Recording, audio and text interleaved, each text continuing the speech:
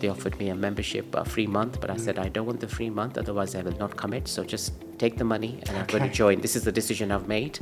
So I had to start with that. That was my starting point in 2009, May. We started working on nutrition by breaking the habits. And I think that's what we focused on, that I had a habit of having a sandwich and a packet of crisps and a chocolate bar and a can of drink every lunchtime. So I had to break that habit. I may have not addressed this, but I felt I was going through a depression, but I didn't address it that way. There was something in my face where I was feeling low, but I didn't address it that way. As I said, my traumatic journey was still going on with my situation, with not being able to see my son or having less contact. So that was all fighting battles. Welcome to Real People, Real Results, Real Change, the podcast that's dedicated to helping real people develop real health and fitness in their lives. Real people like you, business owners, professionals, house husbands and housewives, and students. I'm Stefan, I'm a personal wellness coach at YouFit Studio, and I'll be your host.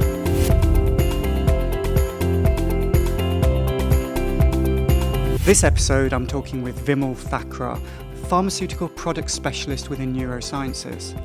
Vimal is passionate about fitness, health, well-being, travelling, music, film, cooking, and also the ethos of truth, love and compassion. In this episode, we talk about what kickstarted Vimal's journey to better health and fitness and how he began to make changes, especially as a busy professional, often on the road. Vimal, thanks so much for joining me today. I know we've got a lot to dig in and talk about. You've been on a journey, right? That's right. Still continuing. Absolutely. But it's also had some really specific chapters, as it were. Sure, yeah. I know this is kind of going back some time, but where were you when you started? Sure. What's that like? So first of all, thank you, Stefan, for inviting me today and coming to be on this podcast. It's really, really useful and a good opportunity as well. My journey sort of started around 2009. But prior to that, there was a little bit of a history that I'd like to share, sort of to see what made me come to this journey. So I was not in a very good place from a personal perspective. From 2006, 2003 I should say, there have been a lot of heavy years for me. I was going through a sort of a bad marriage, then a divorce. Obviously that's part of life, you go through it, but it still had a bit of an impact on me because I had a child involved as well. So it was quite a traumatic experience. Yes. But whilst I was coming out of that, I had to deal with my father all of a sudden falling ill in 2006, and we lost him to liver cancer, which was very sudden. And then 2006 was that sort of journey where, Dad was sort of gone. But prior to that, during 2005, my mum had taken ill as well, and she was the one who was quite serious actually, and my dad took the overturn. So it was like I was dealing with two scenarios. 2005, mum was diagnosed, she was suffering from primary biliary cirrhosis of the liver as well, both liver diseases. So after 2006, it was a lot of pain still coming out of the divorce situation, but also dealing with the scenario with losing dad and the grief and the grieving process. But then mum took a drastic step in 2008, and we lost her in 2008. So there was a lot of trauma in my life, which led up to build of cortisol, I would say, stress hormone. And 2008, end of October, I was on my own, completely in the house, which was full of people. I was on my own, so that was a bit of a shock to get used to it. But I sort of embarked myself into work mode quite a bit, and I found myself continuously just focusing on my work, what I was doing. Being a pharmaceutical representative, I'm always on the road.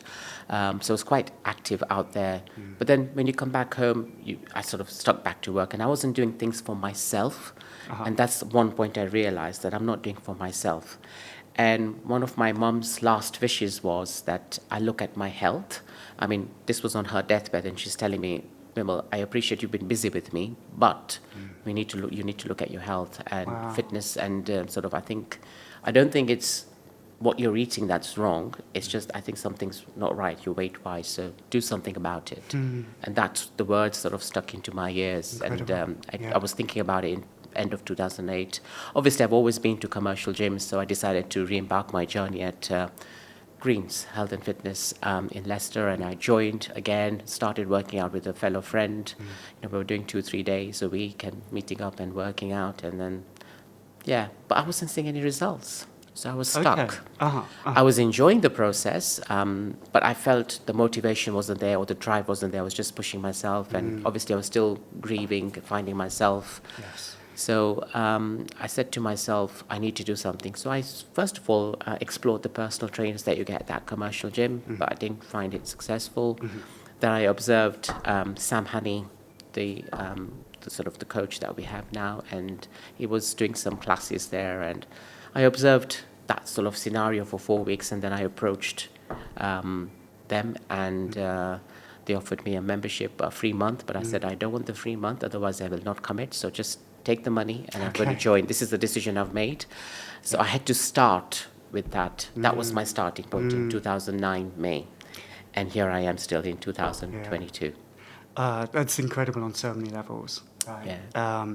It's interesting. You knew you needed to invest. That's right. And have that skin in the game. Yes. In order to push yourself. I had the catalyst, obviously, of my mum and also myself kind of looking at myself thinking, I'm not happy with this. Yes. This is something I need to get me out of this, Yes. the problems that I was going through, and as well focus on myself now, That's the point I sort of said, like, I've been there, I've had so many letdowns in life. Let's focus on yourself and let's start finding yourself again. Yeah. So that's the beginning of my journey, Yeah. finding myself, I would say. And then one of the first questions I was asked by the coaches, what are your goals that you want? And I said, a more fitter, toned body. Yes, obviously want to lose weight, but I put it out there, look, I've never lifted a dumbbell before. This is the first time I'm doing free weights, and, I need time, but I'm going to invest in that time with you guys, and I just want to I handed myself to them, literally, right. Sam, and then Sam was appointed as my coach, Sam Honey, who is now obviously running this lovely YouFit business that we have and the new gym that we have. But what it is, it's sticking to it, and I think it's handing yourselves over to the coach. For me, that was the beginning that I needed to do. Yeah. Just have faith and trust. Yeah, which is amazing. And that's a big leap, right? Yeah. But it sounds like you knew you needed to do that. Yes, so that was the journey I wanted to put myself on, and I wanted to explore it and embark on it, because I thought if I'm investing in this other way and I'm not getting results, I'd rather invest more and get something out of it, and let's just see what happens. Yeah. As I said, I'd observed them for 4 weeks. I could like the group classes that I did like that, because I thought I'll make friends. Yeah. I'll be out of the house, I'll be doing an activity, so I signed up for 2 sessions a week, and then I started progressing. Okay, cool. All righty. So you were in a position where you were putting some effort in, you were turning up regularly at the gym, you weren't seeing results, you weren't seeing any kind of noticeable progress. You switched things up, and you found something that felt like it might be a better fit. You committed to it. What next then? How did that? So obviously, then when we join something like where we are, I mean, they're very keen on having personal sort of one-to-one. So that was very good. The nutritional guidance. I had to start doing a food journal, which was also very important. Writing down what I eat every meal. So that was my first step into documenting what I'm eating. So that makes you think. I was attending 2 strengths, which I signed up for 2 strengths a week, and then I was doing one myself where I could. But I started slowly. We started working on nutrition by breaking the habits, and I think that's what we focused on. That I had a habit of having a sandwich and a packet of crisps and a chocolate bar and a can of drink every lunchtime. Okay. So I had to break that habit. And you travel? At that time, especially at that point of time in my career, I was traveling all over East Midlands. So yeah, there was travel every day. So I had to never thought of preparing food and stuff like that. So it was the first year was just about breaking the habits, and even the food that I was prepping at home for the evening meal, I cut down on chapatis and rice and just focused on curries and how we're cooking them and portion control. So a lot of things started coming out from that. That was the first part, where within 4 to 5 weeks, or probably 8 weeks, I saw some difference. Yeah. I felt motivated. I felt I was what I was doing, I was seeing results straight away. My shirts and clothes started to feel loose after a good 2-3 months. Okay. And I persevered. Yeah. Again, the first year was very slow progress, but good progress from a physical point of view as well as a mental point of view. So we had a family wedding, and my nephew was getting married. So in May 2009, I joined, and November was the wedding. So my first goal was trying to kind of lose weight to get into better toned. And there was a difference, to be honest. Not a massive difference, but there was a difference. So in terms of actual sort of stats, like what was the sort of change? So I started from, I was around 80 plus kilos, so probably lost 5-6 kilos straight away. Okay.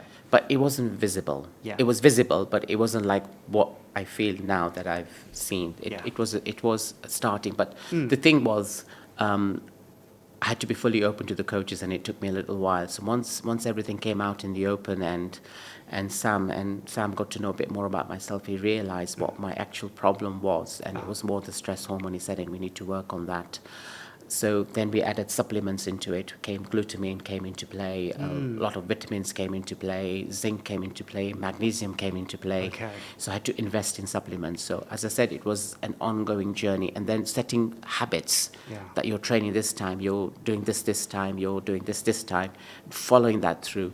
I think the food part was very important as well, that I didn't eat chapatis or rice for 2-3 years continuously. And I just focused on having 2 curries, sort of like the protein, fats and carbs was instilled into me, like looking at protein sources. Okay. And plus being a vegetarian, it was quite initially difficult. Although at that point in time, I was eating eggs, but now I'm not even eating eggs, but I'm still working on the protein side of things. I think we've kind of nailed it. So tell me, it's really interesting, tell me a little bit more about this then, the specific challenges sort of around that vegetarian diet. So obviously, I had to focus on having the right balance of proteins, carbs, and fats. And predominantly, the vegetarian food that I was eating was very, very much carbohydrate related, like potatoes, bread, chapatis. Although they're small and whatever, but still carbohydrates. So I had to cut down on the carbs and focus on the good fats and the protein sources. The whey protein came into play, which I'd never had. So all these changes in my diet did make a difference, and did play a part in getting used to as well.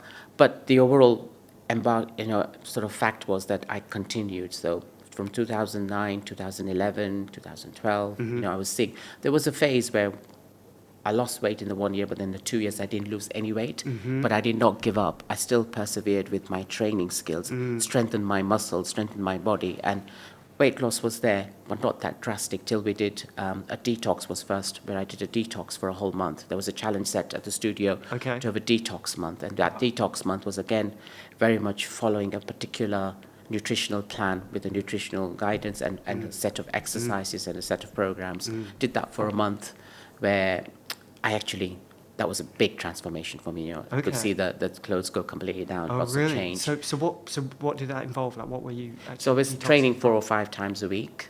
We're doing different exercises in the morning, then coming and doing the workout, making sure I have a walk.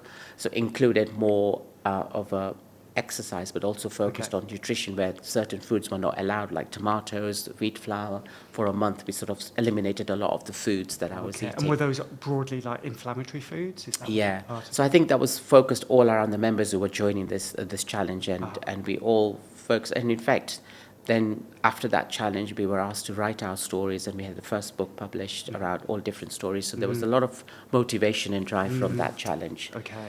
Then came the phase where, now Sam and I sat down, we said we need to look at nutrition in a bit more detail. How about we incorporate MyFitnessPal? So I start tracking food. Now, this was the big challenge initially, because you have to create recipes, and I had some home help who was doing the cooking, so I had to kind of make sure that I get that home help and myself to organize so we get the right foods. Yes. Then came the macros. It wasn't just FitnessPal, it was total macros as well, Okay. because I was going on my transformation lean out phase, as I called it. Right. That was my first lean out, and when I started at the gym, I was at body fat around 20%. 20+%, right?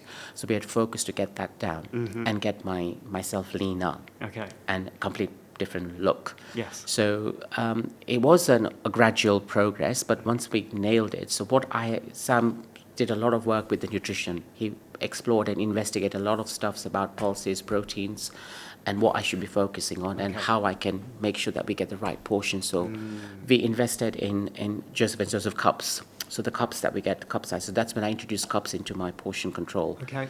And what I then did with FitnessPal, because I had to do some of the work myself as well. The idea was to create recipes on FitnessPal so that I can get batch cooking done. So I created a recipe where I was using 100 grams of kidney beans. Sort of at that time I wasn't even in tin food because I wanted to get the lectin out. So it's to soak them overnight. So 100 grams soaked overnight, cooked in a particular recipe, and I added all the ingredients and divided it by serving sizes. So the 1 cup was my 1 serving size. So about 100 grams of kidney beans, I got 4 or 5 servings. Yes. That gave me my macros because I'd done everything. So this is the incorporation I had in my nutrition journey. So prepared kidney beans that way, or chickpeas that way, or any pulses, mung beans, black beans. There was so many different varieties. And I used to have recipes created. And then the other vegetables I got involved with is tofu stir fry. Started creating recipes for tofu stir fry, green soup. A lot of these recipes, you get from other members which were added chicken in it, but I turned them into a protein source like tofu or meat-free tofu or meat-free soya, all that kind of thing. So I had a lunch recipe section, I had a dinner recipe section, and I stuck to it. And my morning was, as I said, I was eating eggs at that time, was having 6 raw eggs or 3 raw eggs and incorporating with a protein shake when I've done a workout. That challenge, that nutrition plan continued for good 8 to 10 weeks, where I progressed into my lean out phase, training every day, 6 days a week, 7 days a week, because the 7th day was more of a hits and sort of running on the spot or things like that. A cardio activity. And just before my niece's wedding, I had my transformation, and I went from 19% body fat to 13% body fat. So there was a big drop in weight as well. I went down to 63 kilograms. That was the goal, and we achieved the goal. We had a photo shoot, and that was very motivational, very... so apart from all this, what is coming out now is that I, not only by joining the UFIT, I was able to find myself in terms of my fitness journey and my mental health and well-being, finding myself in that terms.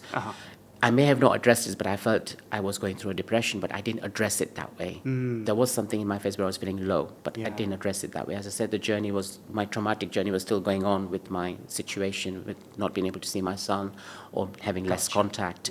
So that was all fighting battles. But I did meet my son in 2009, so that was a beginning, which started very well.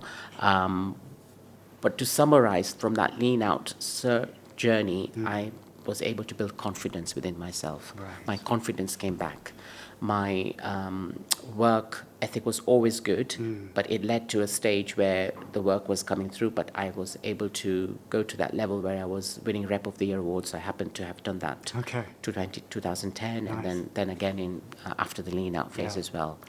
So that was the kind of the first part of my journey where, you are wanted to get to a stage where you're comfortable. So this is from 2009, I think it's 2015, if I remember correctly, where I had my first lean out. So it took a good 5-6 years, but it was actually perseverance and having faith in your coach, because we had to make sure that we get the nutrition right. And if I didn't work with Sam Honey, then I don't think I would have achieved this. So I think it's very, very important that one has the faith and trust in their coaches and puts that faith and trust in, and also have that confidence in yourself that you can do it and not to give up. Persistence is very, very important, and perseverance for me was very important as well. I had to keep myself going, right, you can do this, you can do this, you can do this. So the Vimal inside me was very upset in 2009, but I had to fight with that Vimal inside me to start loving yourself a bit more and getting to sort of appreciate yourself a bit more, so you can do this. So that's what it's all sort of shaped out to be. Amazing. So we're going to wrap up for today shortly, but we'll be talking next time, right? But some of the takeaways I'm getting, so well done. Firstly, thank you. I've not heard your whole story, but absolutely amazing. And I think some of the things I'm picking up from this is, so as a vegetarian, you haven't compromised on your variety, right? You've dived deep into it. And you've with the help of of tools like MyFitnessPal, your coach, but also yourself, right? You've explored what that looks like in a way that supports your lean journey. So improving the protein, switching from sort of a carb high diet to a more protein high diet, but not losing that variety. Yes, I would definitely like to supplementing as well. Yeah, But I would definitely like to stretch on this. That don't call it dieting. A lot of sort of myths out there is that we're on a diet and we're on this. I used to get judged on that a lot. Oh, you're on a diet. You're on a diet. I think one should really learn from this, that when you get that question, oh, you're on a diet, I now say, no, I'm not on a diet. I eat everything, but I eat the right foods and at the right time. And that doesn't mean still that I don't have a splurge meal. Every week I did have a splurge meal. I'd like to emphasize that I used to go out with my buddy friends on a Friday night, and I did not stop doing that. But what I did was choose the right amount of food. So I used to probably have one paneer starter, but have a few pieces of that, focus less on the carbs, and then when I'm having the main meal, I would have an egg white curry, specifically remove the yolks and just have the egg whites with the spinach.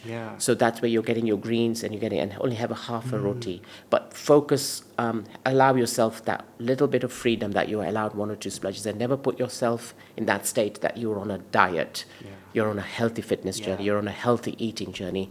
And if you look at the right foods, you can still have breakfast properly, but you don't have to have the cornflakes and the brown flakes, the sugar-rich foods, but you can have porridge instead. You know, it's learning that. You don't have to have a high-carb bread, like a white bread. You can turn it down to a gluten-free bread if you. So you start breaking habits that way, and that's what I did. So it sounds like at no point you're feeling deprived. If anything, you're expanding your repertoire. But you're managing it in a certain kind of way. That's right, and learning different recipes for cooking. So that's what explored my, there's so many things out there. There's so much more I'm learning even now about food, that you can try this with this, you can try this with that. Yeah, it's having the time to do it, but you can try some of the recipes, definitely. Okay, fantastic stuff. All right, I really look forward to talking to you next time. Thank you so much for your time this episode, Vimal. Thank you very much.